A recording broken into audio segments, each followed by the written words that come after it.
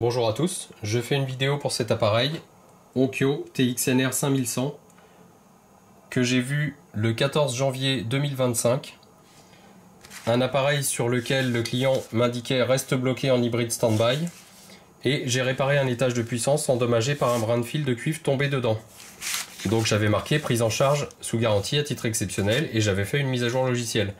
Le client me retourne cet appareil et m'indique là, sous forme manuscrite, il l'a redéposé à son magasin et le client indique la même panne. Produit est toujours en panne, même après réparation.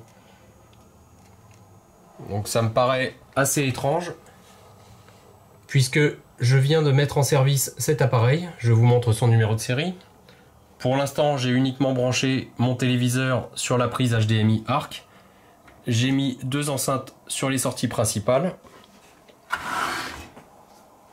Et je vous montre que l'appareil est allumé de manière tout à fait normale.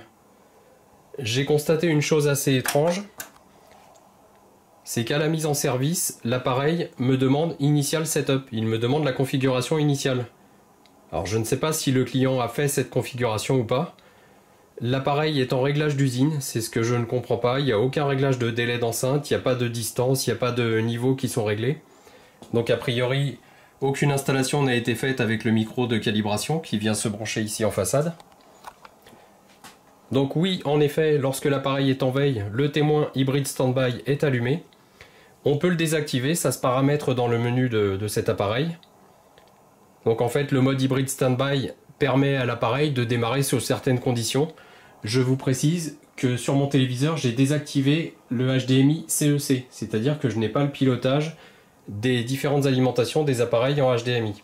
J'ai simplement laissé la fonction HDMI ARC, ce qui me permet de faire des tests audio. Donc je mets en service l'appareil. Comme vous pouvez le constater, il est en mode de configuration initiale. Alors ça, c'est quelque chose que je ne m'explique pas. Donc soit le client n'a jamais configuré cet appareil, ou soit il a fait un reset. Donc le reset est extrêmement simple, hein, il suffit. Donc là, je vais appuyer sur Setup pour quitter ce message. Le reset là-dessus, c'est Game, c'est CVSAT et Standby. Donc l'appareil affiche Clear. Il va s'éteindre tout seul.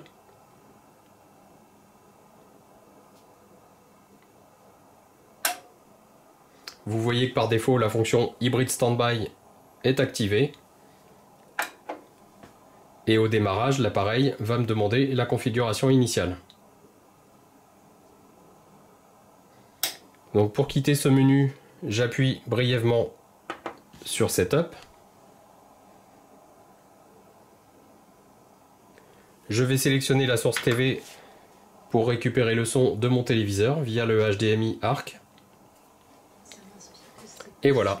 Ce qui avait été dit initialement, donc on va plus viser justement les représentants de l'État. Donc là, je comprends pas ce qu'on m'indique. À la base, on avait annoncé des mesures qui allaient être beaucoup plus générales et qui du coup allaient impacter en fait l'ensemble des Algériens. Là, c'est très étrange parce qu'on m'indique que l'appareil reste bloqué sur Hybrid Standby. On me dit que c'est la même panne alors que j'avais constaté un étage de puissance détruit.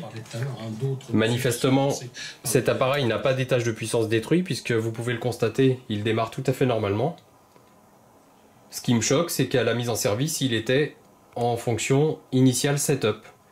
Donc comme si on venait de le déballer ou comme si le client avait fait un reset usine comme je viens de vous le montrer précédemment. Donc je vais poursuivre mes essais sur cet appareil, mais je suis assez surpris par ce qu'on m'indique, puisqu'on me signale que ce produit est toujours en panne. Donc théoriquement, il resterait, si j'en crois l'ancienne observation sur l'ancienne fiche, d'après le client, l'appareil resterait bloqué en hybride standby. Comme vous pouvez le constater, ce n'est pas le cas ici en atelier. Et j'ai le son pour l'instant sur les deux canaux principaux. Vis-à-vis de leur opinion publique, parce que le régime algérien est quand même très contesté aussi. Donc je vais arrêter cette vidéo, je vais vérifier l'intérieur de l'appareil. Et puis je vais essayer d'obtenir des informations complémentaires sur ce dossier.